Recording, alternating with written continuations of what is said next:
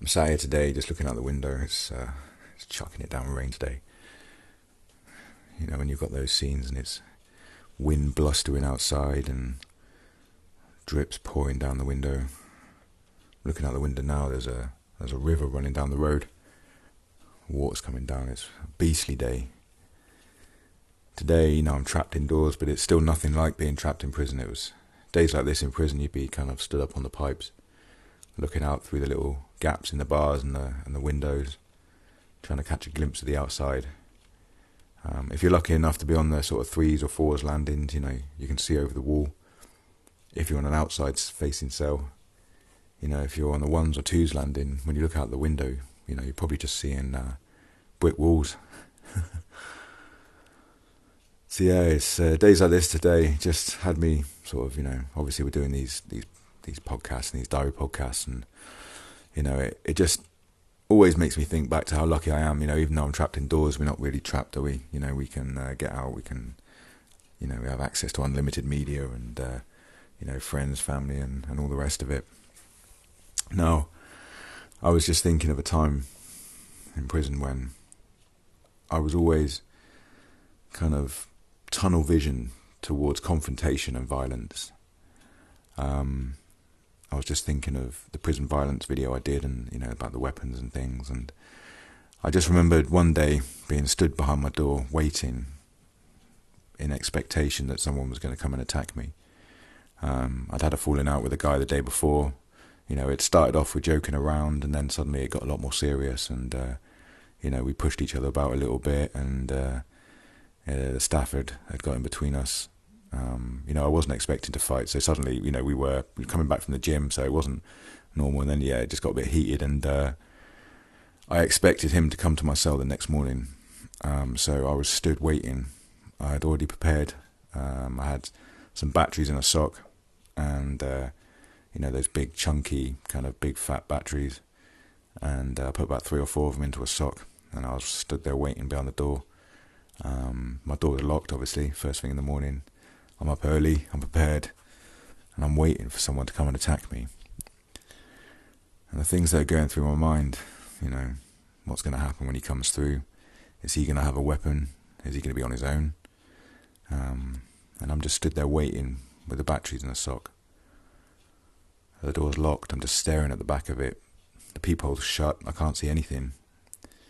You know, I can hear the staff unlocking door to door. But is it just going to be the staff coming in? Is it going to be the staff and then 3 or 4 lads coming in to fucking weigh me in? So I'm just stood waiting. I always chose violence. I was always ready for violence. After Portland was a very difficult place. I didn't do well there at all.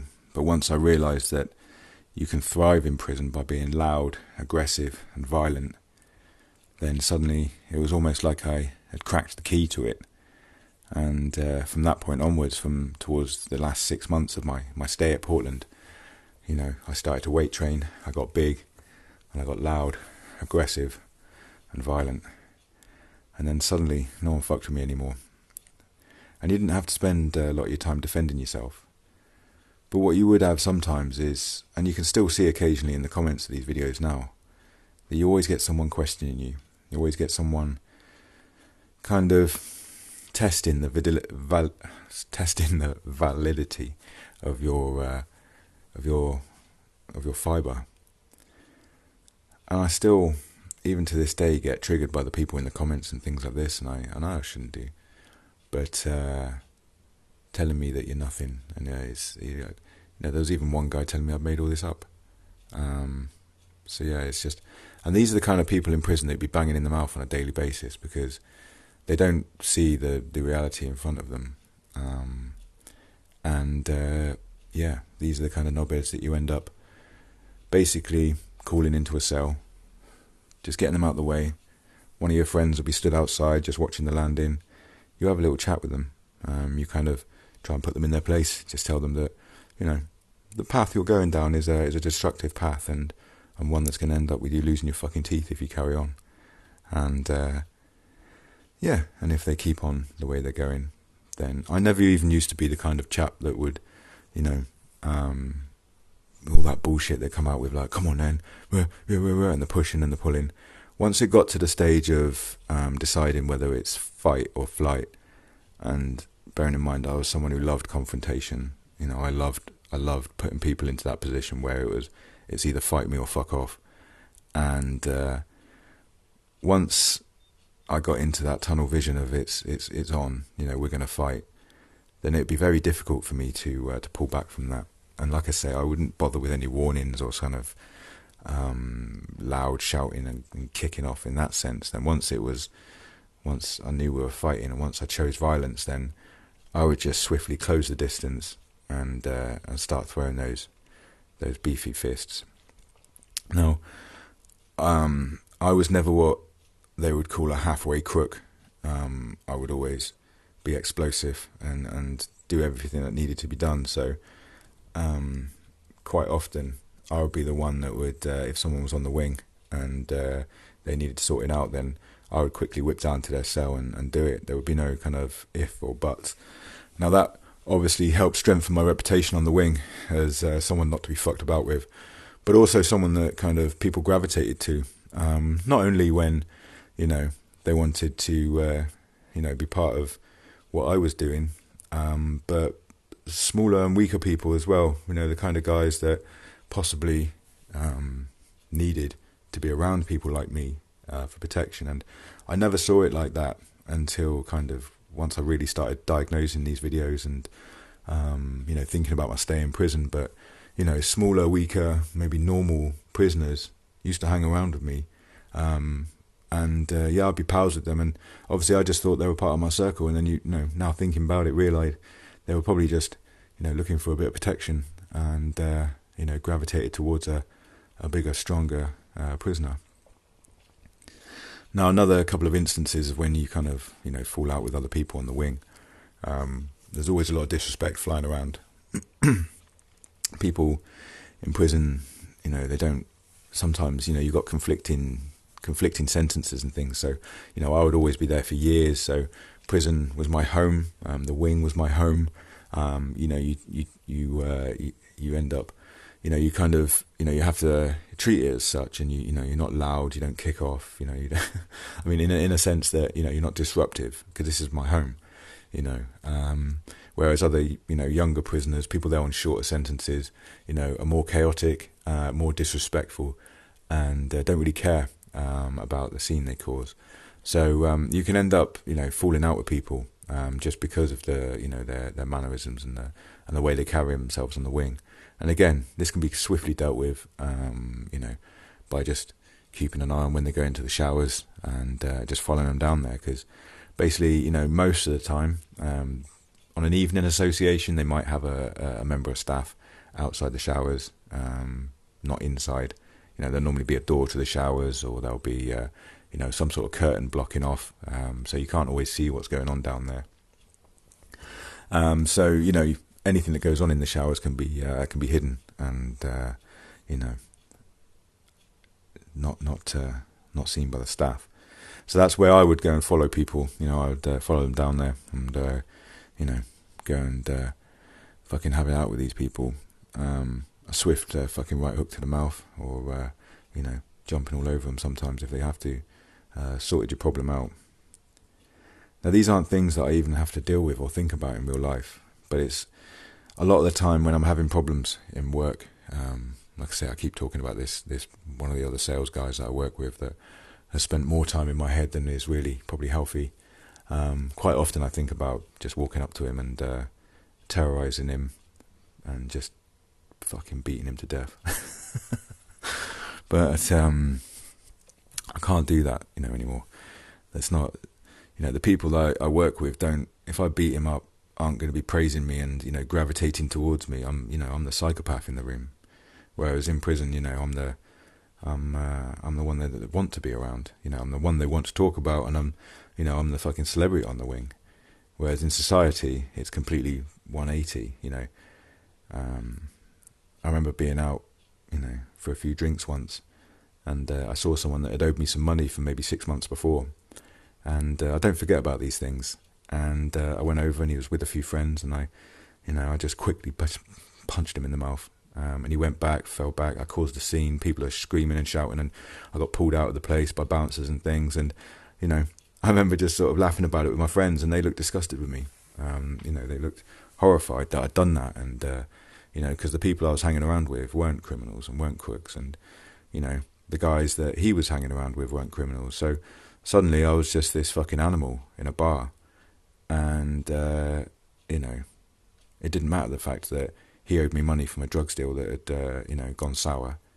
The fact that now I was in the wrong because I was this animal in a bar, ruining everyone's night. Now, if that had happened in prison, people would have just been sort of, completely neutral to the fact that, well, he's been punched in the mouth, he probably deserved it. Or, they would be coming up to my cell and come and congratulating me and, come and fucking having a laugh with me because I'd just, done what needed to be done. So, you have this fucked up reward system in prison that, rewards bad behaviour, rewards aggressive and violent behaviour. And that just really doesn't work on the outside. And like I say, when I was in prison, I always chose violence. I'd always be the first one standing up. I'd always be the first one to go and throw fists. Because that's my fallback. That's what saved me in Portland. And that's what had pushed me to the top of the pile in the rest of prison life. So this was something that I had to change as I came out and as I grew coming out of prison. And to be fair, like I say, it's something that it's taken me 10 years. I mean, I've been out of prison more than 10 years now, and it's still something that I'm only to this day finding that I'm really respecting the win from not choosing violence. So before that, it would weigh heavily on my mind, and I'd end up being quite down and depressed for a number of days sometimes because, say for example, someone had disrespected me at work. And in my old life, there would have been swift retribution. I wish I could talk. In my old life, there would have been swift retribution for disrespecting me in prison, or even in a drugs deal outside of prison. But in the real world, you can't go and break someone's jaw because they've taken the piss out of you in the office. Everyone might have been laughing at you in the office, and you've just got to sit there and take it on the chin and grow up, basically, But that would keep me awake at night. When I come home from that day, I'm still stewing about it. I have to go running for hours to get this shit out of my mind, because in my head, I'm still in Portland. I'm still 21, and the whole wing's laughing at me, and I need to go and break someone's jaw to go and get myself off the bottom rung of this fucking ladder. So the reward system from prison is still in my head, and it's still it still feels like chains around my brain that I've got to get rid of. And like I say, it's only been this year that I've really started to feel the benefit from the win of not going and attacking someone, and just waking up the next day and not having all the drama of being that psychopath who attacks someone, and just not being that person anymore who ruins his life and ends up back in prison because I felt like I needed to go and attack someone. So yeah, I don't choose violence anymore. And it's going to sound all bent, you got to choose life. You've got to choose freedom. You've got to choose the days stuck indoors, watching the raindrops rolling down the window. But knowing that at any point I can go and walk out, I can go and smell the fresh air, I can go and spend time with my family, I can wake up and I can hug my wife. Those are the wins. It doesn't care what anybody else thinks about it. It doesn't care who questions it or really does need putting in their place. Because at the end of the day, the only place you really need to be is outside. And don't forget the new podcast on Instagram, Afterlife, Diary of a Ex-Offender, is going to be coming soon. Diary of an Armed Robber is going to be coming to an end very shortly, because there's very little else I can really talk about now. It's done. It's 10 years ago. I'm a changed man.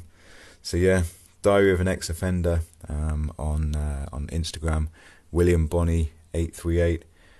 Come and find me. It'll be starting up very soon, and it'll only be on Instagram.